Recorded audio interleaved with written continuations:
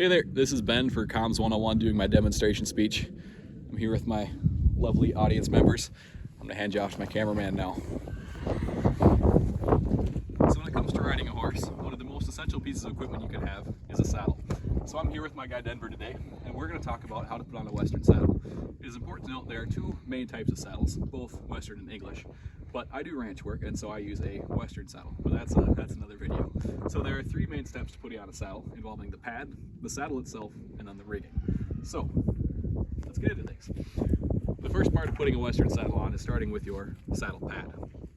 So the saddle pad serves as a layer between the horse's back and the saddle that works to pad the saddle and then help to match the contour of the horse's back. Based on a research article done by Classic Equine, natural fibers such as wool wick sweat more efficiently than others, so I use a 1-inch wool saddle pad. So to put the saddle on the horse, we're going to first introduce it to the horse. Hey Denver, I'm just going to make sure he knows what I'm doing. And then we're going to come over here, take the saddle, and I put the pad a little higher up on his neck, make sure everything is straightened out. Then we're going to slide it back into place, making sure it's even. Now we slide it back so it lines all the hair of his coat up so it doesn't kink. Once your saddle's on, you can move to step two. Step two involves the saddle itself. So I'm going to take my saddle, holding it underneath the back, and then put my hand under what's called the pommel. Pick it up, make sure everything's lined up, and to put the saddle on, you simply swing it over and gently set it down.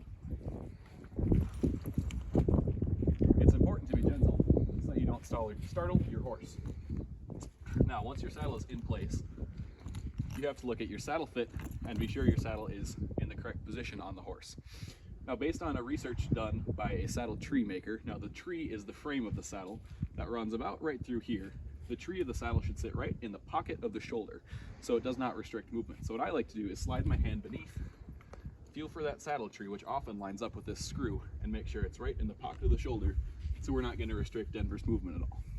Now, your saddle is in place. So once your saddle is in place, you can move on to the third step, which involves the rigging. The rigging consists of what holds your saddle on. So I, in my rigging, have a breast collar that wraps around the front of the horse and keeps the saddle from moving back. If you say have a rope tied on and you're dragging a calf. Then additionally, I have a rear cinch and a front cinch that hold the saddle on to the horse's body.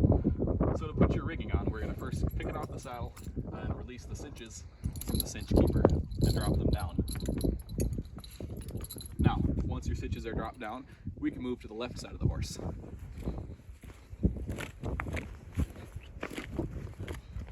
So now that we're here on the left side of the horse, we're going to double check to make sure everything is lined up like it should be, and it is. And then we're going to reach under first we're going to release our latigo.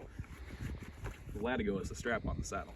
Then we're going to carefully reach under, being careful to avoid putting yourself in a position you can get kicked. Reach under and grab the cinch. Sometimes it helps to put the stirrup over so you can see. And then you're going to run the latigo through the ring of the cinch, back through the ring on the saddle, and then through the cinch again.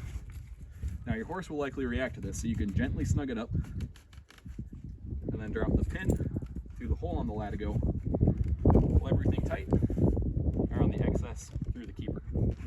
You'll notice I did not pull this as tight as I could get it. Horses tend to blow out like a blowfish when they're getting cinched up the first time, so it's important to leave it loose, walk your horse around, and then tighten it up before you ride. Now after your front cinch is on, we're going to repeat the process for the back cinch. Reach under and grab it, then gently slide it through, pull it tight. You'll notice the back cinch only goes through one time as it holds a little less weight, but still serves to hold the saddle down. And then slide your excess into the keeper. Now, once your cinches are on, you can move to your breast collar if you use one. So for the breast collar, I'm going to reach around the front of the horse, take the end and put it through what's called the breast collar D. Some saddles don't have them, most do. Run it back through the buckle it in place, put the excess in the keeper. And then there's a third strap on the bottom that connects to the front cinch in the middle with a snap. So we're going to reach under with that snap it into place, put our stirrup back down, and you're tacked up and ready to ride.